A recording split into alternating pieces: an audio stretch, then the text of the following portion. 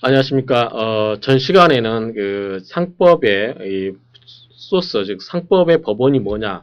그래서 여러 가지 이 상법도 있고 상사특별법도 있고 상관습법도 있고 판례, 확설 여러 가지가 있을 수 있는데 물론 그것이 법원으로 인정되느냐 안 되느냐는 별개 문제로 하더라도 이 어떤 특정한 사안에서 관계되는 여러 가지의 법이 있을 때 예컨대 어떠한 사안 A가 상법에도 속하고 은행법에도 속하고 아까 이렇게 했었죠. 그러면 은행법에도 속하고 그 다음에 은행에 속해 있는 정관이라든가 이렇게 여러 가지 있을 수 있을 때 이 내용에 속할 때 이 사안 A에 대해서 어느 것을 먼저 적용할 것인가 라고 하는 부분이 이 법규의 적용 순서입니다. 그래서 이 상행위를 둘러싼 여러 가지 법률 행위가 법들이 있었는데 이 법원이 있었는데 그러한 법원의 적용 순서가 어떻게 되는지를 살펴보도록 하겠습니다. 자, 우리 상법 제1조에 보면 뭐라고 되냐면 상사에 관하여. 자, 상사라고 하는 것은 상거래죠. 상행위와 관련된 일, 그러한 업무와 일과 관련해서 상사와 관련해서 상법전의 규정이 없으면, 그래서 상법전이 먼저 나오죠. 상법전의 규정이 없으면 상관습법을 적용하고, 그렇죠? 적용하고 상관습이 없으면 민법의 규정에 의한다라고 했습니다. 자, 민법의 규정에 의한다. 민사에 보면 민법 일주 보면 민법에 없으면은 민법 관습법에 의하고 그 다음에 마지막에 조리에 의한다라고 됐습니다. 조리가 뭐죠? 조리가 뭐냐면 여러분들 이성애라고 생각하시면 됩니다. 이성. 합리적인 생각이죠. 어떻게 해서 법에 아무것도 없지만 그냥 합리적으로 생각했을 때 그 보통 사람이 누구나 수긍할 수 있는 그런 합리적인 생각으로 결론을 내려주면 된다. 그렇죠? 자, 우리 상법 1조 보면 상법과 관습법은 이렇게 순서가 나왔습니다. 민법이 나오고 민법 관습법이 있고 민사 관습법이 있고 조리법은 마찬가지죠. 그래서 한 가지 재밌는 거는 관습법은 성문법. 여기는 성문법이죠. 이것도 성문법이죠. 재정법이죠. 관습법은 성문법보다 앞설 수 없습니다. 그렇죠? 그런데 상관습법은 민법보다 먼저 민법 성문법보다 먼저 앞선다는 점이 특이하죠. 그래서 자, 여기까지 봤습니다. 그러면 상법과 상관습법, 민법전, 민사관습법, 조리법. 조리법은 마지막으로 생각할 수 있는 거라고 했기 때문에 여기까지는 순서에 여러분들이 뭐 이해하시는데 전혀 어려움이 없을 겁니다. 그러면 가장 중요한 게 자, 상법이라든가 이런 특별법에 상법보다 먼저 적용되는 게 뭐죠? 상사특별법입니다. 특별법. 그쵸? 특별법. 그 다음에 상사특별법보다 먼저 적용되는 게 뭐냐면 상사자치법 또는 정관이라고 말씀을 드렸습니다. 자, 상사자치법은 이것보다 먼저 적용이 되는데 항상 먼저 적용이 될까요? 그렇지 않습니다. 어떨 때만 이 상사특별법이라든가 상법의 강행법규에 위반하지 아니한 범위 내에서 자, 상사자치법인 정관이 가장 먼저 적용이 되고 즉 당사자 간에 합의를 한 거죠. 당사자 간의 합의가 가장 먼저 적용이 되고 그 다음에 상사특별법, 상법, 상관습법, 다시 민사자치법, 민사특별법, 민법전, 민사관습법, 조리법, 그러니까 조리 이러한 순서에 의해서 적용이 되는 겁니다.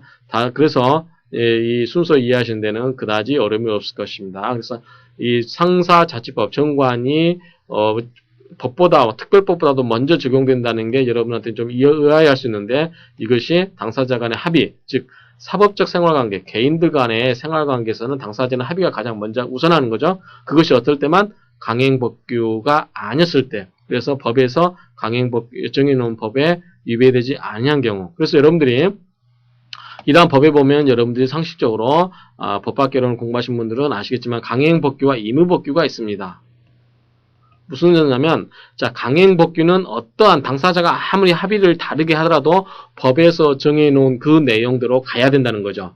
당연히 그래서 당사자는 합의해도 합의는 무효가 되지만 임의법규는 뭐냐면 당사자 간에 법의 내용이 있다 할지라도 당사자 간에 아무렇게나 당사자 간에 자유롭게 합의를 하게 되면 그 합의가 먼저 적용되고 법의 내용이 무시당하는 그러한 법규를 임의법규. 강행법규는 당사자 간의 합의보다 그 법의 내용이 우선하는 거. 그렇죠? 이러한 것이 강행법규성이 있다. 이렇게 이야기를 합니다. 그래서 이 순서는 여러분들이 꼭 이해를 하셔야 됩니다. 자, 이번 시간은 내용이 간단해서 제가 한번 여러분들이 이제 우리 주관식 문제를 한번 풀어보도록 하겠습니다. 자, 여러분들 이제 보통 사이버라든가 이런 동영상 이런 데 익숙하신 분들은 이제 내용의 특성상 보통 이제 객관식으로 많이 시험을 보십니다만 우리 법학 관련해서는 가장 기본적인 게 이제 주관식 또는 논술시험이라고 하는 거죠. 논술시험인데 이러한 내용을 한번 보도록 하겠습니다. 자, 간단하게 말씀드리면 예컨대 보통거래 약관에 대해서 논하시오. 보통거래 약관에 대해서 논하시오 라고 이렇게 나오면 이게 딸랑 한 줄 나오죠. 그럼 여러분들은 페이퍼에다 몇 장이 됐든 간에 여러분들이 쭉 써 나가야 됩니다. 그렇죠? 그래서 1번, 2번, 3번, 4번 이렇게 찍는 게 아니고 어떠한 내용에 대해서 쭉 기술해 나가는 거, 소술하는 거죠. 그러면 아무렇게나 생각나는 대로 적을 게 아니라 자, 먼저 뭐뭐에 대해서 논하시오라고 하면 여러분들이 가장 기본적으로 구성된 게 뭐죠? 서론이죠. 서론. 두 번째는 본론. 세 번째는 결론. 이렇게 구성이 돼야 되겠죠. 그래야 되겠죠? 그럼 자, 서론에서는 어떠한 내용으로 구성할 것인가? 서론에서는 자, 그러면 보통거래 약관이 뭔가? 먼저 의의를 삼보겠죠. 보통거래 약관이 도대체 뭔데? 응?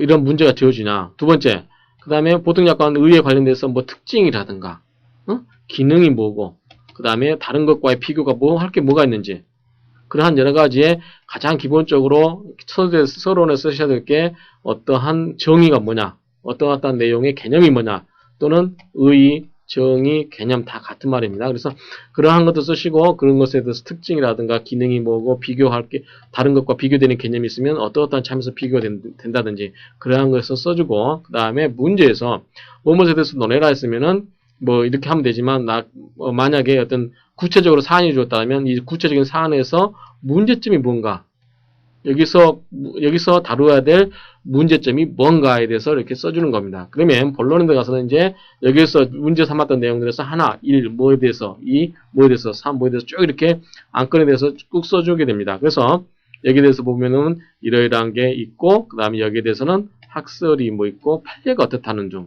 이렇게 쭉 구체적으로 여러분들이 써주는 게 됩니다. 그래서 결론에 가서는 이제 여러분들의 개인적인 생각을 써도 되고, 즉 사견을 써도 되고, 두 번째는 만약에 문제식 논술했다면 이 문제점에 대해서 여기에 대해서 답을 찾아라고 하는 그 문제점을 나왔을 때 자, 문제점에서 이러이러한 내용을 가지고 이야기를 했었는데 본론에서는 이러이러한 이론들이 있는데 이러한 이론을 여기에 대입해 본 결과 또는 통설이라든가 다수설, 판례에 대입해 본 결과 이러이러한 내용에 의해서 답은 이렇게 지어져야 되겠다라고 여러분들의 결론을 내려주면 됩니다. 근데 아까 말씀드렸다시피 학설이라고 하는 것은 사람마다 다 주관이 다르기 때문에 다수설이라든가 통설이라고 해서 항상 맞다, 틀리다, 맞다, 절대적으로 맞는 건 없습니다. 그래서 여러분들 생각했을 때는 다수설이라든가 통설에 의하면 이렇게 결론이 나야 되지만 이거는 뭔가 문제가 있다. 그럼 여러분들의 개인 소견을 써주면 됩니다. 소견.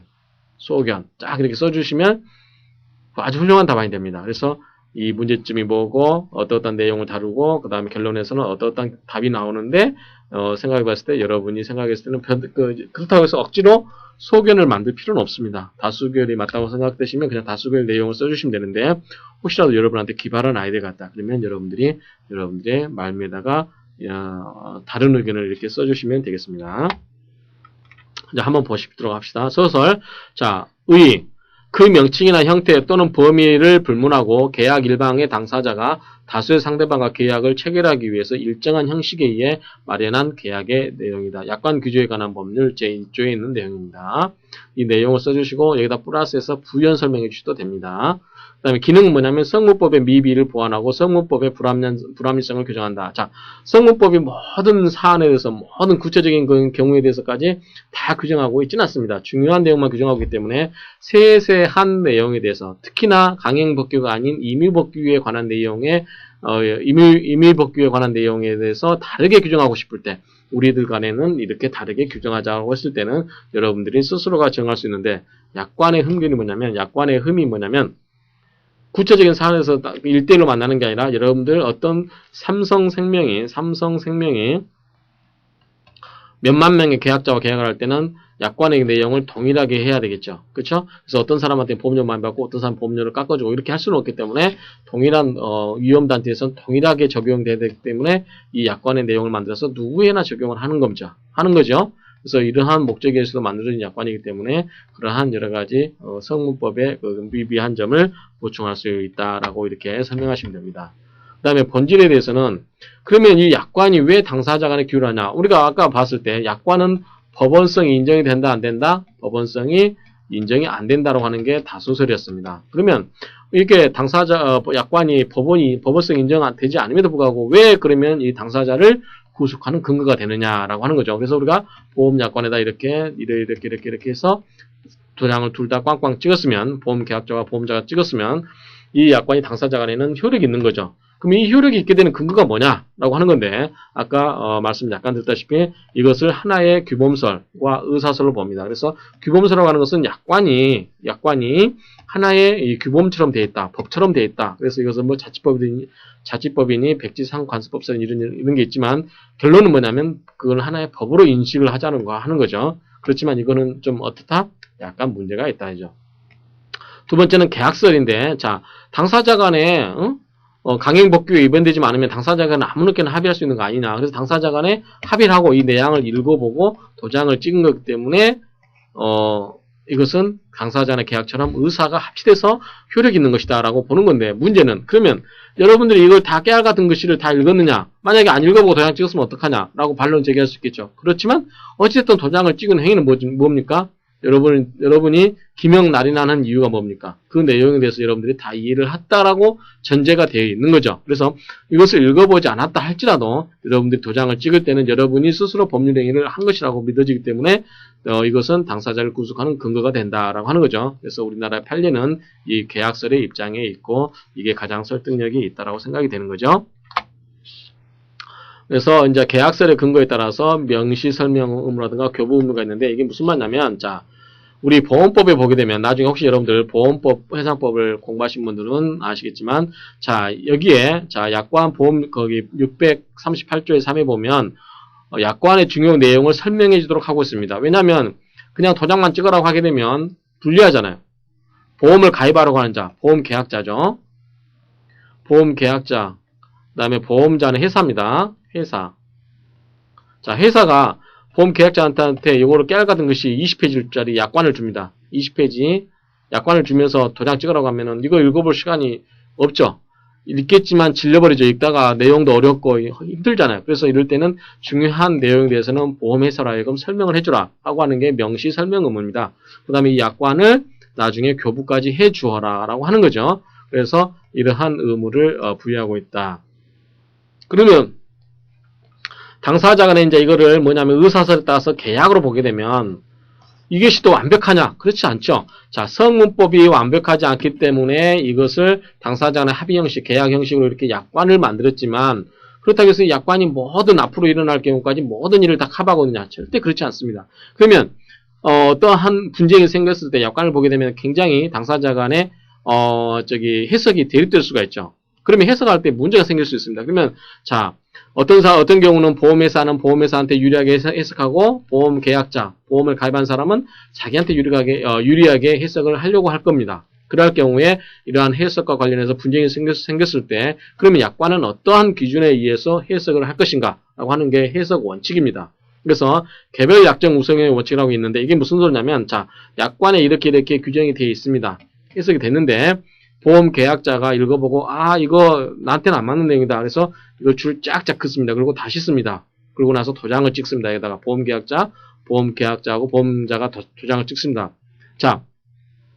자, 약관에 의해서 이렇게 어떤 내용들이 기술되어 있지만 당사자 간에 다르게 합의한 경우, 개별적으로 다르게 약정한 경우는 그 약관의 내용보다 이게 먼저 적용이 돼야 된다고 하는 게 개별 약정 우선의 원칙입니다. 당연한 얘기죠. 자, 신의 성실 원칙이라는 것은 당사자 간에 서로 신의 성실에 맞게 해석을 해야 되는 거죠. 그 다음에 객관적, 자, 기분에 의해서 주관적으로 하는 게 아니라 누구나 봤을 때 그 내용이 객관적으로 타당해야 된다는 거죠. 그 객관적 해석의 원칙이 그렇고 작성자 분리 해석의 원칙이 뭐냐면 자 자, 보험회사가 자기의 책임을 면하기 위해서 굉장히 애매하게 약관을 기술해 놓은 경우가 있을 수 있습니다. 그러면 그러한 경우에, 자, 우리 보험계약자가 이 약관을 만들었을 때 개입했습니까? 그렇지 않죠. 보험회사가 처음부터 만들어 왔던 거죠. 그러면 이 약관의 내용이 불리하거나 애매할 때는 누구한테 불리하게? 이 약관을 작성한 사람한테 불리하게 하자. 왜? 처음부터 약관을 제대로 명쾌하게 만들었으면 됐는데 아리까리하게 불명료하게 작성한 거기 때문에 너희가 책임을 져라. 그래서 작성자 분리 원칙의 이러한 내용이 되겠습니다. 그래서 작성자에게 내용이 불명료할 때는 작성자에게 불리하게 해석하자라고 하는 거죠. 자, 그러면 이렇게 당사자 간에 이렇게 맡겨만 두면 되느냐? 그렇지 않죠. 그렇게 되면 자, 보험회사와 보험계약자 누가 더 힘쓸까요? 보험자가 더 힘세겠죠. 그렇다 보면 당사자 간에 알아서 하라고 하면은 약자인 보험계약한테 굉장히 불리하게 보험약관이 만들어질 것입니다. 그렇겠죠? 그래서 이러한 경우를 규제할 필요가 있다라고 하는 거죠. 그래서 자, 입법적 규제는 뭐냐면 국회에서 개정하는 거죠. 아까 뭐가 있죠? 약관 규제에 관한 법률이 있겠죠. 그래서 사전적 규제인데 약관에 규제한 법률. 그 다음에 행정적 규제는 뭐냐면 자, 행정청에 의한 약관의 사전 인가라는 게 있습니다. 그래서 우리가 예컨대 보험을 예를 들면 보험업법에 보면 보험회사가 어떠한 보험상품을 만들고 거기서 약관을 만들게 되면 금융위원회에다가 이것을 자, 우리가 이 약관을 이렇게 만들었습니다라고 해서 보고를 하거나 신고를 하게 합니다. 그러면 거기에서 금융위원회에서 약관을 검사를 하죠. 약관을 보고 문제가 있으면 이걸 고쳐라 해서 이렇게 인가를 해주게 됩니다. 그렇죠? 그 다음에 이제 사후적 개별적 규제는 뭐냐면 이것이 분쟁이 생겼을 때 뭘로 갑니까? 결국은 법원에 가죠. 법원에 가가지고 분쟁이 생겼을 때 법원에 가서 판결로 받습니다. 이게 뭐냐면 사후적인 거죠. 일이 터지고 나서 사후에 받는 게 이러한 약관의 규제가 되겠습니다. 그 다음에 공정거래위원회라든가 이런 것에 시정명령, 시정공고 이런 여러 가지의 내용들이 있을 수 있습니다. 그래서 그러한 내용들은 이렇게 이해하시면 됩니다. 그래서 지금까지 여러분들이 이제 상사의 적용 순서 가장 먼저 뭐가 적용됐죠? 정관, 그 다음에 특별법, 그 다음에 뭐가 있었죠? 그 다음에 상법, 그 다음에 뭐가 있었죠? 상관습법 이렇게 됐었죠. 그 다음에 뭐가 있었죠? 다시 민법하고 민사관습법하고 그 다음에 마지막으로 조례가 있었는데 여기 뭐가 있었다? 민사특별법이 있고 그 다음에 민사자치법이 있다. 이렇게 순서대로 내용을 여러분들이 이해를 하셔야 될 거고요. 그 다음에 이 보통고래 약관 관련해 가지고는 여러분들이 이제 보충하는 시간을 가졌었는데 이제 여러분들이 혹시 중간식 답을 작성할 때 그러한 순서 또 이러한 순서 쓰지 않더라도 여러분들이 나름대로 체계적으로 이렇게 답안을 기술하는 그러한 훈련을 하셔야 되겠습니다. 그래서 이번 시간에는 상법 적용 순서에 대해서 살펴봤습니다. 수고하셨습니다.